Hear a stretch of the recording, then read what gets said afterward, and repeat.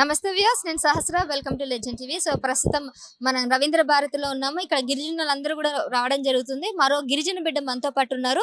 మరి వాళ్ళకి ఎటువంటి సమస్య వచ్చిందో తన మాటలను తెలుసుకుందాం. శ్రీకాంత్ గిరిజన బిడ్డ, తను వికారాబాద్ జిల్లా నుంచి వచ్చిండ్రు. అక్కడ వాళ్ళకి గిరిజనులకి పడుతున్న సమస్యలన్నీ కూడా మనతో వినిపించుకోవడానికి వచ్చారు. చెప్పండి, ఏంటి మీ ప్రాబ్లం? మేము ఐటీడీఏ నుంచి నాన్ ఐటీడీఏ ప్లేన్ ఏరియా నుంచి రావడం జరిగింది. ప్రతి పాఠశాల లోపల చాలామంది, ఒక్కొక్క పాఠశాల లోపల, గిరిజన ఆశ్రమ పాఠశాల లోపల, ఒక్కొక్క స్కూల్ లోపల 400 లేదా 600 మెంబర్స్ ఉంటారు. ఆ 600 మెంబర్స్ లోపల ఒక్క ఉపాధ్యాయుడు శాంక్షన్ పోస్టులు లేకుండా ఈ ప్రభుత్వం అంటే ఇంతకు ముందు ఉన్నటువంటి ప్రభుత్వం లోపల ఇట్లా ఎలాంటి శాంక్షన్ పోస్టులు లేకుండా అక్కడ ఉన్నటువంటి ఉపాధ్యాయులను ఎలా నియమించిందంటే కాంట్రాక్ట్ పద్ధతిలో కానీ అవుట్సోర్సింగ్ పద్ధతి లోపల నియమిస్తూ వాళ్ళ చేత వెట్టి చాకిరి చేయించడం అనేది జరుగుతూ ఉంది.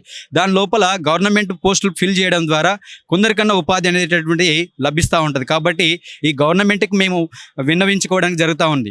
అక్కడ ఉన్నటువంటి ఇప్పుడు ఫిల్ చేసేటటువంటి దాని లోపల గవర్నమెంట్ ఫిల్ చేస్తే ఆటోమేటిక్ విద్యార్థులకి ఇట్లా నాణ్యమైనటువంటి విద్యని అందించడానికి పూనుకోవడం జరుగుతుంది. కాబట్టి ప్రతి విద్యార్థి నష్టం జరుగుతూ ఉంది. అంటే గిరిజన విద్యార్థులకి నష్టం జరుగుతుంది. అదే మైనార్టీలో కానీ, సోషల్ వెల్ఫేర్లో కానీ, ట్రైబల్ వెల్ఫేర్లో కానీ, అంటే ట్రైబల్ వెల్ఫేర్ ఒక్కటి మాత్రమే నష్టం జరుగుతుంది. మైనార్టీలో ఉన్న చూడండి, మైనార్టీ లోపల అయితే ఒక్కొక్క ఉపాధ్యాయునికి అంటే 24,000 నుంచి 30,000 చిల్లరగా ఉంది. కానీ ఈ ట్రైబల్ డిపార్ట్మెంట్ లోపల చాలా నష్టం జరుగుతుంది. ఈ ట్రైబల్ డిపార్ట్మెంట్ ఎస్పెషల్గా గిరిజన ఆశ్రమ పాఠశాల లోపల చాలా అన్యాయం జరుగుతుంది.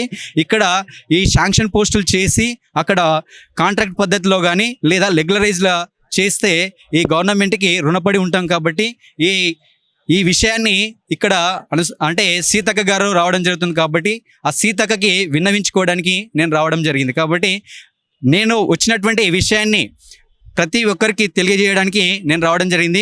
ఎందుకంటే విద్యార్థుల యొక్క భవిష్యత్తు ఎంత నాణ్యమైనటువంటి ఇద్దరిని అందిస్తే అంత భవిష్యత్తు లోపల తను ఐఏఎస్ కావచ్చు, ఐపీఎస్ కావచ్చు, మిగతా పోస్టుల లోపల ఇట్లా ఫిల్ చేసుకుని తన యొక్క జీవితాన్ని గడపడానికి ఆస్కారం ఉంటుంది. కాబట్టి నాణ్యమైనటువంటి విద్య లేనప్పుడు ఎంత చేసినా ఇట్లా ఈ గవర్నమెంట్ వేస్ట్ అవుతుంది. కాబట్టి ఈ గత ప్రభుత్వాలు ఎంత అన్యాయం చేస్తున్నాయంటే అంత అన్యాయం చేస్తున్నాయి.